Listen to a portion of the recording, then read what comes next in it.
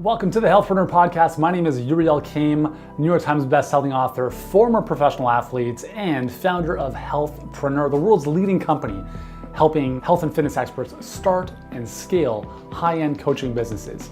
If you want to attract more clients, learn how to convert them without feeling salesy, and deliver an amazing program for them on the back end, if you want to be inspired by what others just like you have gone through and how you can do the same no matter what life throws your way, then you are in the right place, because every single week, Monday, Wednesday, Friday, we're going to be bringing you the best to help you take your knowledge and expertise to the next level with your health or fitness coaching business. And if you enjoy what you see and hear and would like to take your business to the next level, then I invite you to check out our free online training over at healthpreneurgroup.com/training. And for now, let's get into today's episode. Hey, welcome back to the show. Yuri with you, and excited to bring today's episode to you, which is brought to you by no sponsors, because we don't do that on this show, as you know. Anyways, today's episode, we're talking about the first idea fallacy. And what this essentially means is, well, let me give you some context. The reason I want to discuss this today is because a lot of times especially when you're newer in business, right? When you're starting your business or you're getting your business kind of in that foundation zone and building it from there, a lot of times what you think is a great idea really sucks, right? And that's okay. So I call this the first idea fallacy. And the whole premise is that your first idea is most likely not your best one. And I share this with you because we have a lot of clients who are kind of ramping up and starting their businesses and kind of building that foundation, which is so important. And a lot of times, they'll launch their pipeline, or they'll get their webinar live, or they have their initial program, and it doesn't work out as well as they hoped it would. So there's a couple elements to why that might happen. So there's obviously the messaging, which could be off, or ultimately what it comes down to is you're offering something that people don't even care about. And this is something I think is really important to remember, especially when you're charging high ticket prices for your coaching, is you have to be offering something that people really, really want. It's not like a nice to have. So we spend a lot of time with our clients really working around this. For instance, does somebody want to get fit? Sure. But they'll pick up a Men's Health magazine to do that, right? And not all the time, right? But let's just look at this comparison. My name's Yuri. I'm going to help you get fit. It's an 8-week program. It's $5,000. Cool. Awesome. Let me think about that. Okay. Compare that to, hi, my name's Yuri. Over the next 8 weeks, I'm going to help you put on 10 pounds of muscle, and I'm going to help you look amazing when you look in the mirror. How about that? Okay. That's a little bit more tangible. It's a little bit more juicy. I can sink my teeth into that. So part of this idea generation process is coming up with something that people really, really want. Now, how do you know what people want? Well, if you're good at what you do, you should know that already, right? You should have been working with clients. You'll know what they want. You just get a sense, right? You just look at what the marketplace is talking about, what people are suffering with, what they're having issues with, and you create your offers around that, assuming that is something you can actually deliver on.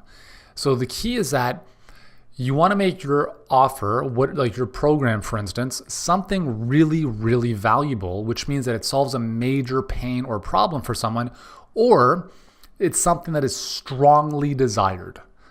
And if it's not there, if it's kind of like a nice to have, not a must to have, you're going to have a tough time making that work. So bringing back to this idea to the first idea is, the first idea might look like I help people lose weight. I help people get in shape. I help, men get fit. And that's a good first idea. That's a good starting point. And sometimes it's actually good to launch that and struggle. And obviously my intention as a coach is never to have any of my clients or anyone suffer, because that's my goal, is to end suffering for all of them, right? That's what I want to do.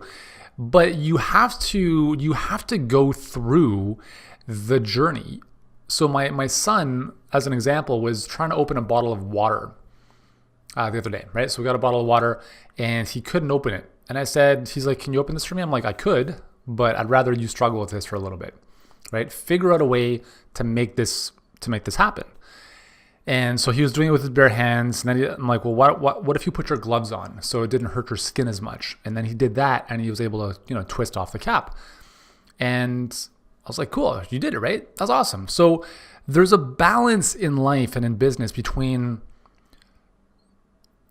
doing everything yourself, which I don't think is a good idea, but obviously going through the journey where you have to go through those points of struggle where you come up with the insights to understand that, you know what, maybe that wasn't a good idea, right? I tested this out. I had these discussions.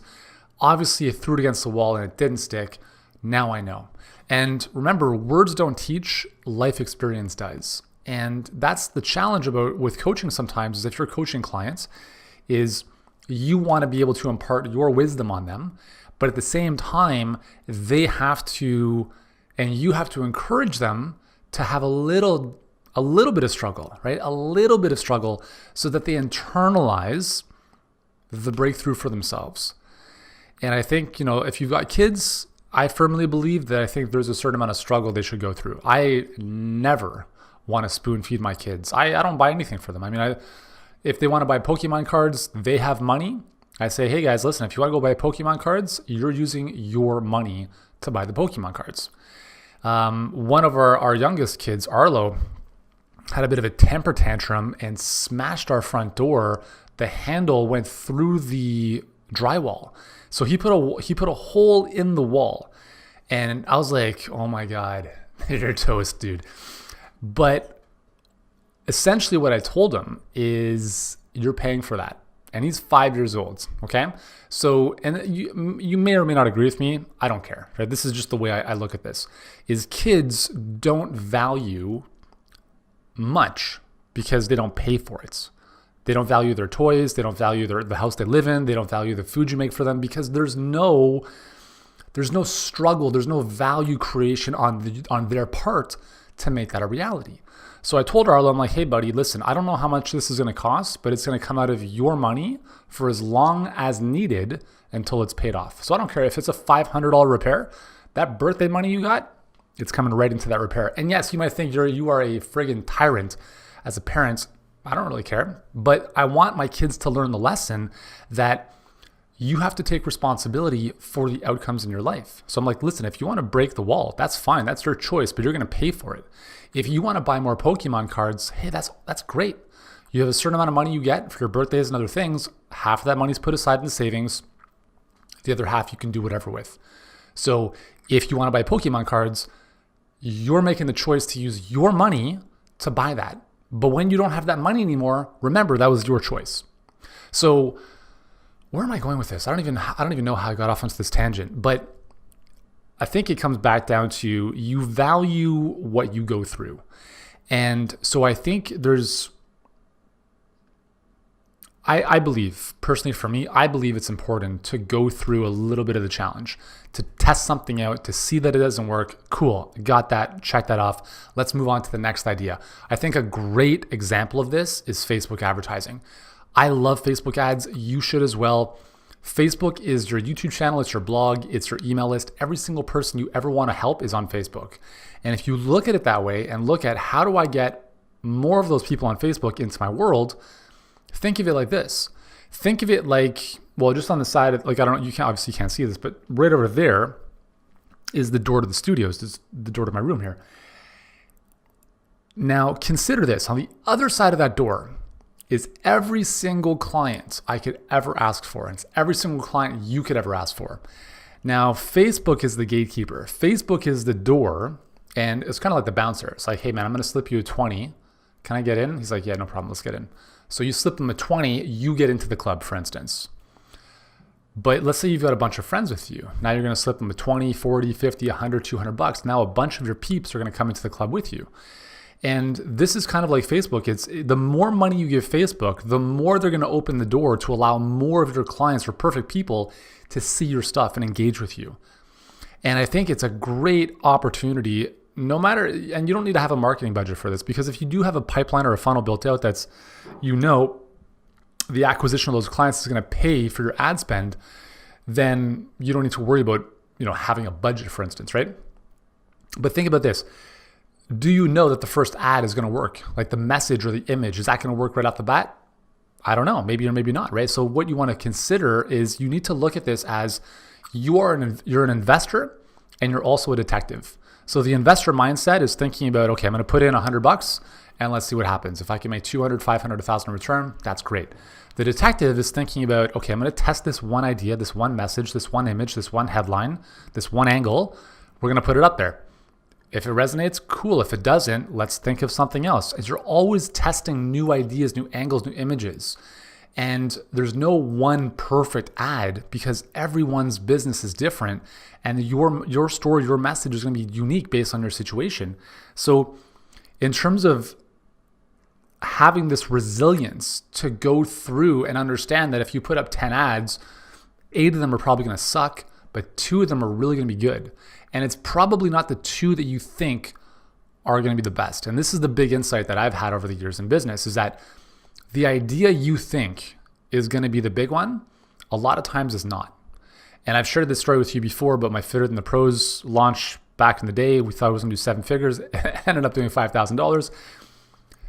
There's a lot of learning in that. And I think one of the reasons that we really encourage our clients to at least initially understand Facebook advertising at a very basic level is that they start to look at business through this lens. Is, okay, well, this didn't work. This one did. Okay, cool. Let me try something else. And this one's working well. Let's keep that going. Let's put something else into the mix here, see how that's going. And now you start to think through a different lens as you grow your business to understand that it's not just like one thing that your whole life depends on.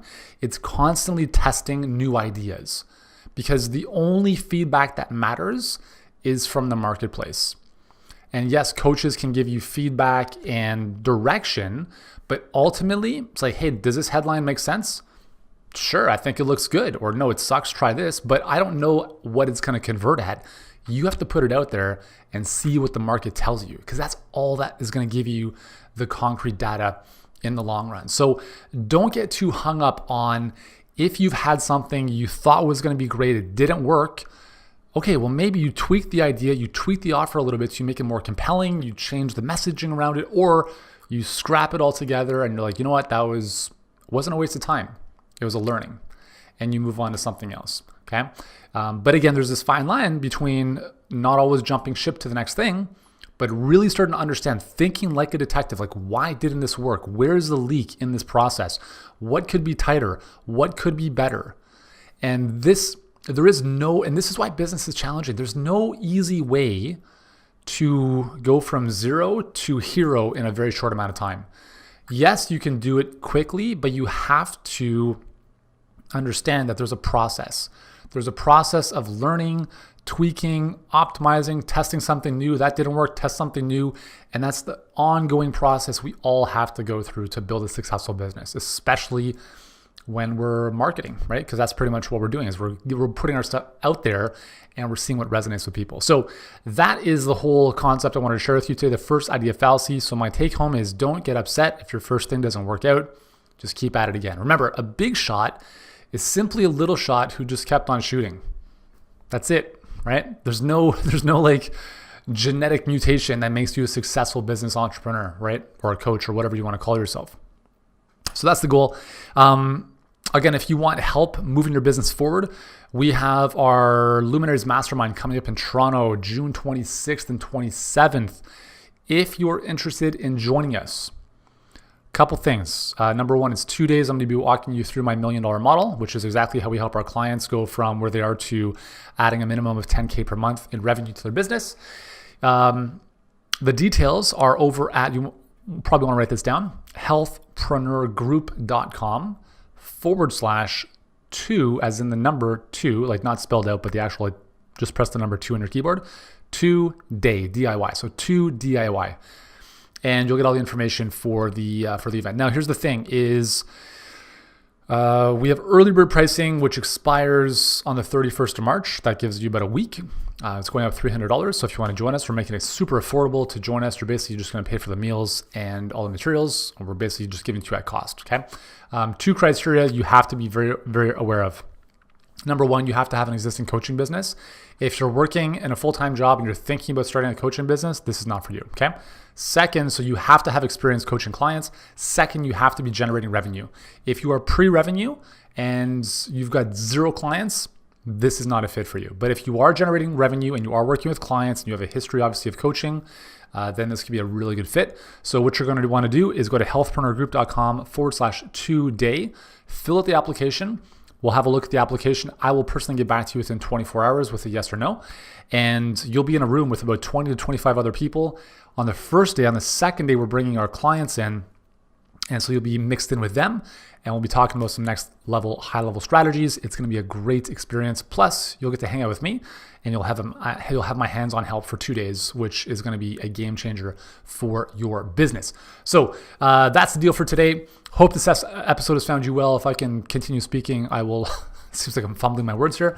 Anyways, I'm going to shut it down for today. Hope you have an awesome one. healthpreneurgroup.com/2day. Apply to join us in Toronto if you fit the criteria. And I look forward to seeing you in our next episode. Hey, thanks so much for joining us on this episode of the Healthpreneur podcast. If you've enjoyed this episode, here's what I'd like you to do right now. If you haven't done so already, please subscribe to the Healthpreneur podcast on iTunes. And while you're there, leave us a rating or review. It helps us get in front of more people and change more lives. And if you're ready to start or scale your health or fitness coaching business and want to start getting in front of more people, working with them at a higher level without trading time for money, then I invite you to check out our free 7-figure health business blueprint training, totally free right now. And you can do so at healthpreneurgroup.com/training. For now, thank you so much for joining us. Continue to be great, do great, and I look forward to seeing you in the next episode.